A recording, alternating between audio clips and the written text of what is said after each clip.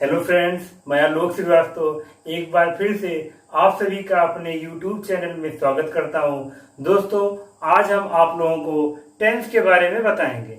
Tense तीन प्रकार के होते हैं।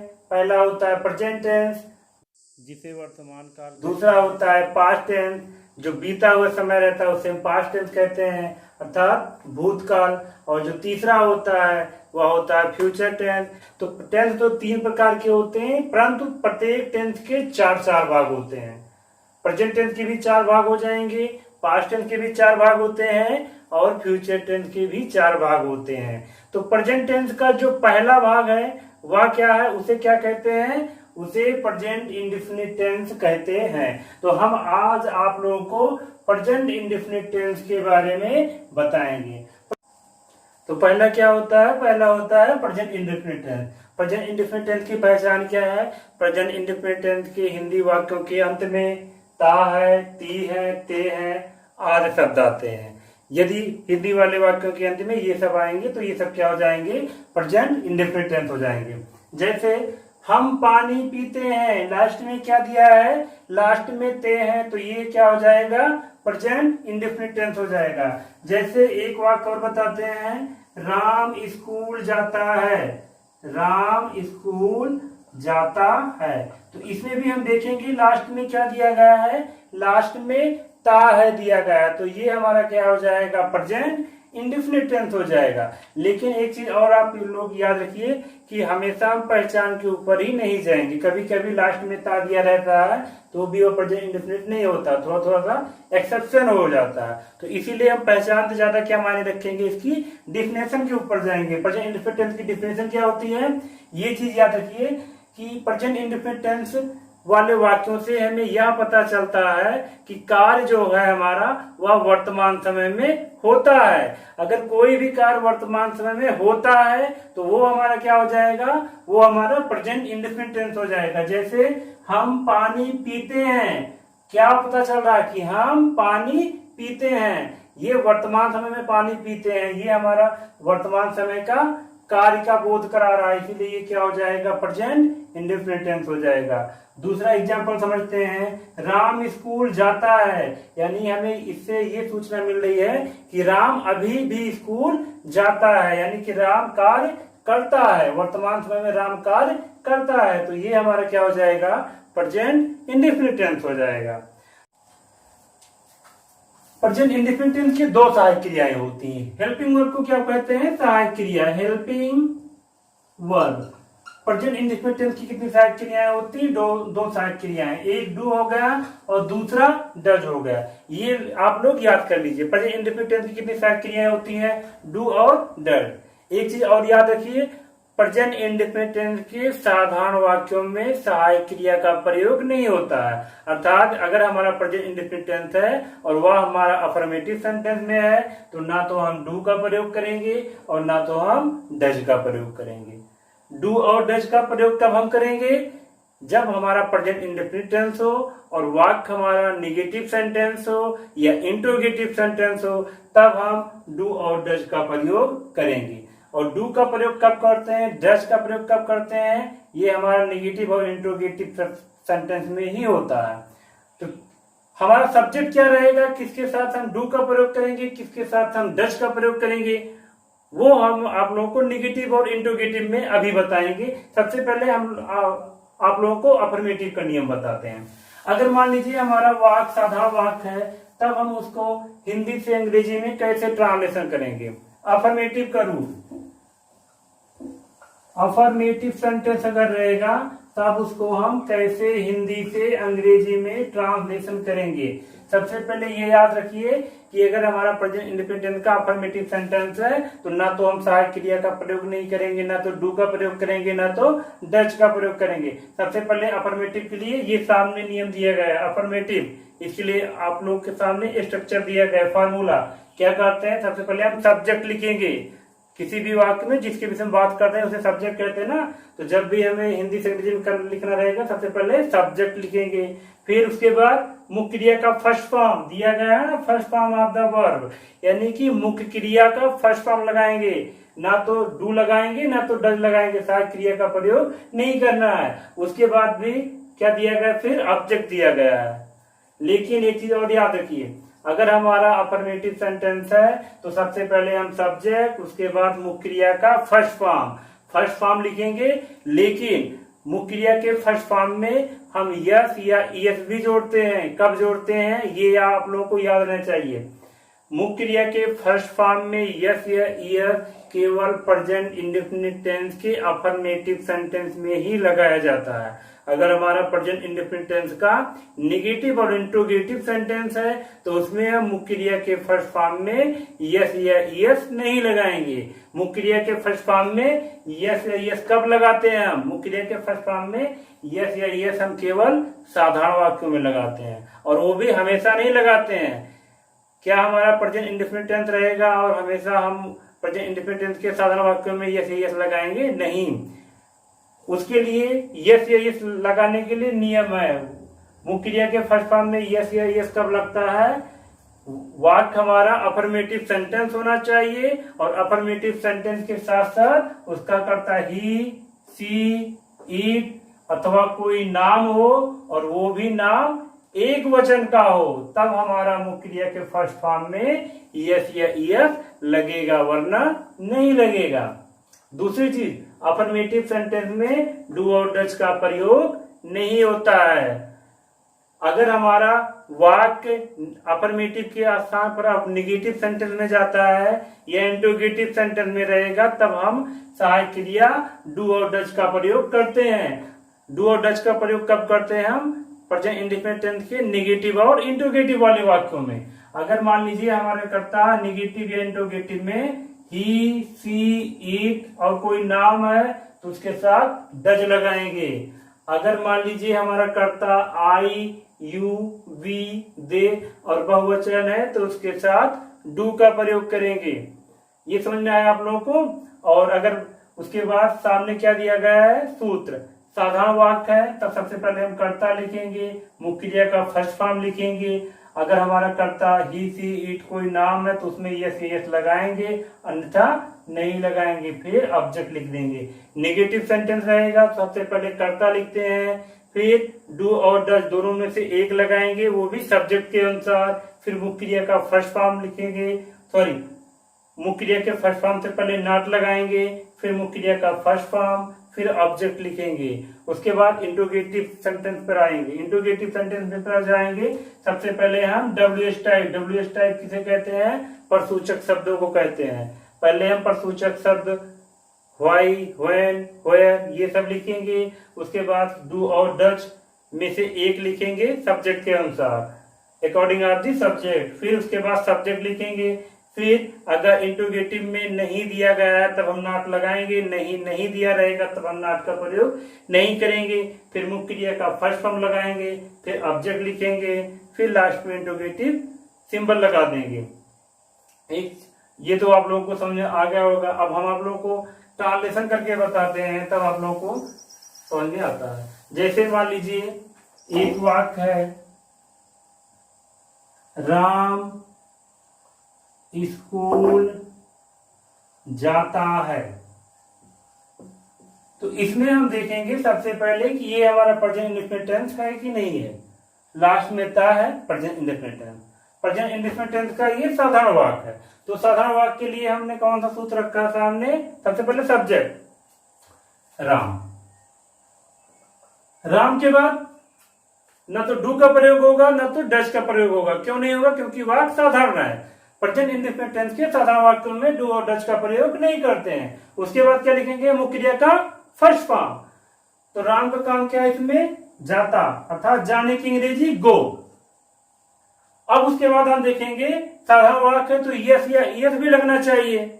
तो हम देखेंगे यहाँ पे कर्ता हमारा ही, सी, इट और नाम है। नाम में से एक चीज में नाम मिल गया ना, वो भी एक वचन का नाम है, तो यस या यस लगाएंगे। यस या यस किसके अनुसार लगाते हैं? वोवेल और कॉन्सोनेंट के अनुसार लगाते हैं। तो ये हमारा क्या है? वोवेल है, इसीलिए यहाँ पे यस लग जाएगा। Ram goes to school. समझ आया? अगर मान लीजिए इसको निगेटिव में चेंज करके देखते हैं, राम स्कूल नहीं जाता है। अगर वाक्य हो जाएगा राम स्कूल नहीं जाता है, तब सूत्र नंबर 2 लगाएंगे। Formula number 2, subject Ram. उसके बाद डू और डज दिया गया, तो हम डू लगाएंगे कि डज लगाएंगे? तब हम देखेंगे कि यहाँ पे सब्जेक्ट हमारा क्या है, सब्जेक्ट हमारा राम है। राम क्या है, नाम है, और नाम के साथ डज लगता है, इसीलिए हम यहाँ पे क्या लगाएंगे, डज हो जाएगा। उसके बाद क्या दिया गया है, नॉट दिया गया, तो अब क्या लिखेंगे हम, नॉट लगा देंगे। उसके बाद क्या लिखा हुआ है, मुख्य क्रिया का फर्स्ट फॉर्म, जाने की अंग्रेजी गो, फिर ऑब्जेक्ट टू स्कूल, ये हो जाएगा आपका नेगेटिव सेंटेंस। अब इसमें आप लोग देखेंगे यस यस नहीं लगा, क्यों नहीं लगा है, क्योंकि ये वाक्य हमारे नेगेटिव सेंटेंस हैं, और जब नेगेटिव या इंट्रोगेटिव रहता है तब मुख्य क्रिया के फर्स्ट फॉर्म में यस या यस नहीं लगाते हैं। यस या यस कब लगाते हैं, यस या यस लगाने के लिए हमारा रूल होता है। रूल क्या होता है कि वह टेंस हमारा प्रेजेंट इंडेफिनिट हो, और प्रेजेंट इंडेफिनिट टेंस का अफर्मेटिव सेंटेंस हो, और वो भी अफर्मेटिव सेंटेंस में होने के बावजूद भी हमारा सब्जेक्ट ही सी इट या तो कोई नाम हो, वो भी एक वचन में होना चाहिए, तभी हम यस या यस का प्रयोग करेंगे, अन्यथा नहीं करेंगे। अब उसके बाद चलते हैं इंट्रोगेटिव पे बढ़ जाते हैं। अगर मान लीजिए हमारा वाक्य कैसे दिया होता, क्या राम स्कूल जाता है, क्या राम स्कूल जाता है, ये इंट्रोगेटिव है, इसीलिए लास्ट में क्या लगा देंगे, इंट्रोगेटिव सिंबल लगा देंगे। एक चीज और याद रखिए, स्टार्टिंग किससे हुई, क्या से हुई है, तो जो 12 टेंस होते हैं, 12 के 12 टेंसों में एक नियम होता है, आप लोगों को बता देते हैं हम। अगर किसी भी प्रश्नवाचक वाक्यों की शुरुआत क्या शब्द से हो जाती है, केवल क्या क्या की बात कर रहे हैं हम, कब और क्यों कैसे की बात नहीं कर रहे हैं, कोई भी टेंस हो, अगर प्रश्नवाचक वाक्यों की शुरुआत क्या शब्द से हो जाता है तब हम उसकी अंग्रेजी नहीं लिखते हैं, अर्थात क्या की अंग्रेजी जो व्हाट होता है, व्हाट का प्रयोग हम नहीं करेंगे, उसको हम छोड़ देंगे। उसके बाद सूत्र के अकॉर्डिंग चलेंगे, फार्मूला नंबर, तो ये WH टाइप व्हाट हो गया, इसको तो हम छोड़ देंगे। आगे क्या लिखा है, डू और डज, डू और डज में से हम किसका प्रयोग करेंगे, कैसे पता चलता है हमें, यहाँ पे नाम है तो नाम के साथ किसका प्रयोग होगा, डज का प्रयोग होगा, ये हो जाएगा डज। अगर मान लीजिए आप लोगों को कंफ्यूजन होता है कि डू किसके साथ लगेगा, डज किसके साथ लगेगा, तो इसके लिए हमने आप लोगों के सामने फार्मूला लिख दिया है, ही सी इट कोई नाम रहेगा तो उसके साथ डज, और आई यू वी दे और कोई बहुवचन रहेगा तो उसके साथ डू। अगर ये भी आप लोगों को ना याद हो तो केवल 4 चीजें याद कर लीजिए, क्या क्या, हमारा सब्जेक्ट केवल इतनी चीजें, ही सी इट नाम, 4 चीजें रट लो, ही सी इट नाम वो भी एक वचन हो तो उसके साथ डू लगाएंगे, इसके अलावा कोई भी सब्जेक्ट रहेगा तो उसके साथ हम अगर हमारा सब्जेक्ट ही सी इट और नाम हो वो भी एक वचन हो तो उसके साथ हम डज लगाएंगे, और इसके अलावा कोई भी सब्जेक्ट हो तो उसके साथ हम क्या लगाएंगे, डू लगाएंगे। केवल 4 चीजें रख लो, ही सी इट और नाम वो भी एक वचन का, उसके साथ डज और सभी के साथ डू। तो आगे बढ़ेंगे, हमारा डज हो गया, डज के बाद क्या लिखा हुआ, सब्जेक्ट, सब्जेक्ट हमारा क्या है, राम, तो डज राम, फिर मुख्य क्रिया का फर्स्ट फॉर्म, नॉट नहीं लगाएंगे क्योंकि इसमें कहीं भी नॉट नहीं दिया गया है, नहीं है, तो इसलिए क्या लिखेंगे, go, does Ram go to school, और लास्ट में क्या रहेगा, इंट्रोगेटिव सिंबल। अब 2-3 एग्जाम्पल हम आप लोगों के सामने पेश कर रहे हैं। जैसे एक वाक्य है, हम गाना गाते हैं, लास्ट में क्या है, ते हैं प्रेजेंट इंडेफिनिट, कैसे करेंगे, साधारण वाक्य है, तो हम सबसे पहले सब्जेक्ट हम की मीनिंग वी, उसके बाद डू और डज का प्रयोग करेंगे, नहीं करेंगे क्योंकि वाक्य हमारा साधारण है। तो आगे बढ़ेंगे, आगे क्या है, मुख्य क्रिया का फर्स्ट फॉर्म, गाना क्रिया के रूप में अगर लिखते हैं तो उसका क्या होता है, सिंग। अब हम देखेंगे वाक्य हमारा अफर्मेटिव सेंटेंस है, साधारण वाक्य है, तो यस या ये जुड़ेगा कि नहीं जुड़ेगा, नहीं जुड़ेगा। क्यों नहीं जुड़ेगा, क्योंकि हमारा सब्जेक्ट यहाँ पे बी है। जब आई रहता है, आई यू वी दे और बहुवचन रहता है तो हमारा अगर अफर्मेटिव सेंटेंस में होते हुए भी हम यस या इसका प्रयोग नहीं करते हैं, तो बी सिंग ए सॉन्ग। ये हो जाएगा हमारा वाक्य। दूसरा क्या है, मैं तुम्हारे घर जाता हूं, इसमें ये भी अफर्मेटिव सेंटेंस है। तो मैं की मीनिंग क्या होती है, आई। उसके बाद सहायक क्रिया का प्रयोग करेंगे नहीं, क्योंकि वाक्य साधारण है, डू और डज का प्रयोग नहीं होगा। तो फिर मुख्य क्रिया का फर्स्ट फॉर्म, जाने की मीनिंग गोज, यस यस लगाएंगे कि नहीं लगाएंगे, नहीं लगाएंगे, क्योंकि हमारा इस समय सब्जेक्ट क्या है, आई है। जब हमारा सब्जेक्ट क्या रहता है, ही सी इट और कोई नाम रहता है, तभी यस या यस का प्रयोग होता है, अन्यथा नहीं होता है। तो इसमें आई है, इसलिए यस या यस नहीं लगेगा। आई गो टू तुम्हारे घर, योर हाउस, ये हो जाएगा इसका वाक्य। अगर मान लीजिए वाक्य दिया गया है, नेगेटिव सेंटेंस का एक वाक्य है, मेरे पिताजी लखनऊ नहीं जाते हैं, तो नेगेटिव वाला रूल सामने दिया गया। सबसे पहले सब्जेक्ट क्या है, मेरे पिताजी, यानी कि माई फादर हो जाएगा। उसके बाद सहायक क्रिया, मेरे पिताजी, नाम है वो भी सिंगुलर नंबर का, तो क्या होगा, डज रहेगा, नेगेटिव है इसलिए हेल्पिंग वर्ब का यूज हो जाएगा। माई फादर डज, फिर नेगेटिव वाले वाक्यों में नॉट लगाएंगे। My father does not go to Lucknow, ये आपका हो जाएगा। अब एक आप लोग को इंट्रोगेटिव का बताते हैं। जैसे इंट्रोगेटिव का वाक्य है, तुम कैसे एक सेब खाते हो। इसमें देखेंगे लास्ट में इंट्रोगेटिव सिंबल दिया गया है और क्वेश्चन भी पुटअप कर रहा है। जब क्वेश्चन पुटअप करता है तो ये हमारा इंट्रोगेटिव हो जाता है। इसमें देखेंगे सब, इसका रूल क्या है, इंट्रोगेटिव वाले रूल। सबसे पहले डब्ल्यू टाइप, इसमें इस बार वाक्य की स्टार्टिंग किससे हुई है, क्या से नहीं हुई है ना। जब क्या से नहीं होती है तो हम डब्ल्यू टाइप का यूज करते हैं। तो डब्ल्यू टाइप इसमें क्या है, कैसे की मीनिंग हाउ हो जाएगा। उसके बाद क्या दिया गया है, डू और डज। सब्जेक्ट हमारा यहाँ पे क्या है, तुम है, और तुम की मीनिंग यू होता है, और यू के साथ क्या लगता है, डू लगता है, इसीलिए हो जाएगा हाउ डू। फिर सब्जेक्ट यू हो गया। फिर हम क्या करेंगे, मुख्य क्रिया का फर्स्ट फॉर्म, खाना, खाने की मीनिंग क्या होती है, ईट, एक सेब एंड एप्पल, ये आपका हो जाएगा। लास्ट में इंट्रोगेटिव सिंबल लगा देंगे। अब एक वाक्य हम और आप लोगों को बताएंगे जिसमें क्वेश्चन भी रहेगा, क्वेश्चन भी पूछेगा, उसमें नहीं भी लगा रहेगा। जैसे मान लीजिए एक वाक्य क्या है, वह क्रिकेट क्यों नहीं खेलता है। इसमें क्वेश्चन भी पुटअप कर रहा है और नहीं भी लगा हुआ है, तो ये रूल हमारा फॉलो करेगा। इसी रूल को लगाएंगे हम। सबसे पहले क्या है, डब्ल्यू टाइप, क्योंकि मीनिंग वाई हो जाएगा। उसके बाद क्या दिया गया है, हेल्पिंग वर्ब डू या फिर डज, तो क्या रहेगा, वाह है, इसीलिए क्या रहेगा यहाँ पे, डज हो जाएगा।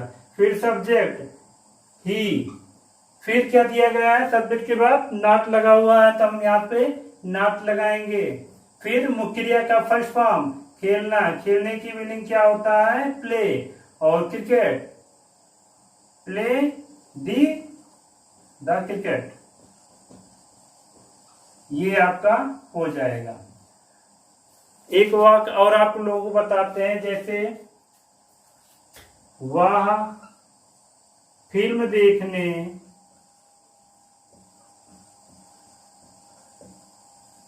क्यों नहीं जाता है, क्यों नहीं जाता है। इसको अगर ट्रांसलेशन करेंगे तो सबसे पहले इसमें भी देखेंगे क्वेश्चन भी पुटअप कर रहा है और नहीं भी लगा हुआ है, तो क्या हो जाएगा, सबसे पहले व्हाई लगाएंगे। क्या हो जाएगा, व्हाई, क्योंकि यहाँ पे डब्ल्यू टाइप, फिर डू और डज। सब्जेक्ट हमारा क्या है, वह, तो यहाँ भी वह के साथ किसका यूज होता है, डज, तो व्हाई डज। फिर सब्जेक्ट ही, फिर क्या लगा हुआ है यहाँ पे, नॉट, तो क्या लिखेंगे हम, व्हाई डज ही नॉट। मुख्य क्रिया का फर्स्ट फॉर्म गो, टू सी देखने मूवी, ये इसका हो जाएगा। लास्ट में इंट्रोगेटिव सिंबल लगा देंगे। एक वाक्य है, राधा स्कूल में नाचती है। ये तो हमारा सिंपल सेंटेंस हो गया। अफर्मेटिव सेंटेंस, इसका रूल क्या है? सबसे पहले सब्जेक्ट, सब्जेक्ट यहाँ पे हमारा क्या है? राधा। ना तो डू लगेगा ना तो डज लगेगा। क्यों नहीं लगेगा?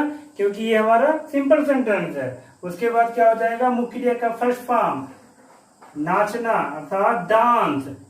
यस, इसमें यस जुड़ जाएगा क्योंकि राधा नाम है। जब सिंगुलर नंबर नाम नेम रहता है तो उसके साथ यस या यस जुड़ जाता है। डांसेज कहाँ नाचती है? स्कूल में, इन द स्कूल। लास्ट में फुल स्टॉप लगा देंगे। अगर ये हमारा निगेटिव सेंटेंस होता तब निगेटिव सेंटेंस में क्या लिखते?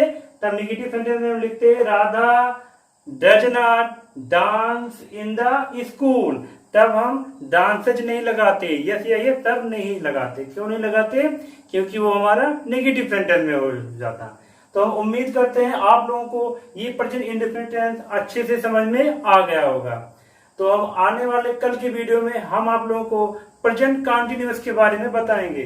तब तक के लिए जय हिंद।